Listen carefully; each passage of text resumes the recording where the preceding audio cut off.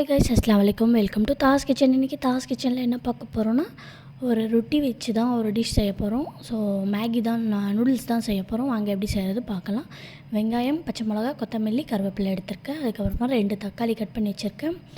அதுக்கப்புறமா உப்பு, மஞ்சள் தூள், கரம் மசாலா, மிளகாத்தூள் வச்சுருக்கேன். வெறும் மிளகாத்தூள் வச்சுருக்கேன் நான். அதுக்கப்புறமா ஒரு பேன் வச்சு அதுக்கப்புறமா ஆயில் போட்டுக்கலாம். இப்போ வந்து ஆயில் சூடாகட்டும். இப்போ வந்து வெங்காயம் போட்டுக்கலாம். இப்போ வந்து வெங்காயம் வந்து நல்லா வதங்கட்டும்.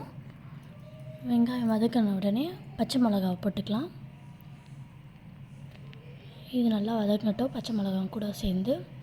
இப்போ வந்து நம்ம கருவேப்பிலையை கொஞ்சம் போட்டுக்கலாம்.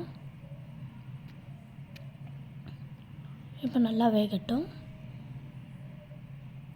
இப்போ வந்து தக்காளி வந்து நான் வந்து கட் பண்ணி நான் வந்து அரைச்சி வச்சுருக்கேன். ஏன் நான் அரைச்சி வச்சுருக்கேன்னா, தக்காளி அப்படியே போட்டால் எடுத்து வச்சிடுறாங்க. ஸோ அதனால் நான் வந்து லைட்டாக அரைச்சி கட் பண்ணி அந்த மாதிரி நடுவில் எடுத்து வச்சுருக்கேன். ஸோ வந்து இப்போ வந்து நம்ம எடுத்து வச்ச மசாலாலாம் போட்டுக்கலாம்.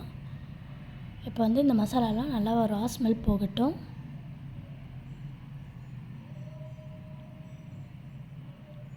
இப்போ வந்து நம்ம கட் பண்ண வச்ச சப்பாத்தியை வந்து இதுக்குள்ளே போட்டு நல்லா மிக்ஸ் பண்ணிக்கலாம். ஸோ நல்லா மிக்ஸ் பண்ணிட்டோம். இது வந்து பசங்களுக்கெல்லாம் ரொம்ப பிடிக்கும். செஞ்சு கொடுங்க. பசங்களுக்கும் பெரியவங்களுக்கும் இது ரொம்ப பிடிக்கும். இது ஒரு வாட்டி நீங்கள் செஞ்சு பாருங்கள். ரொம்ப நல்லாயிருக்கும், டேஸ்ட்டாக இருக்கும். ஸோ நம்ம சப்பாத்திக்கு என்ன ரெடி பண்ணுறது, அதுக்குள்ளே நம்ம இதே ரெடி பண்ணிடலாம்.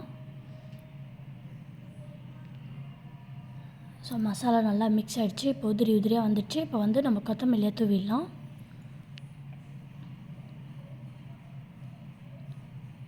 இப்போ வந்து கேஸ் ஆஃப் பண்ணிடலாம்.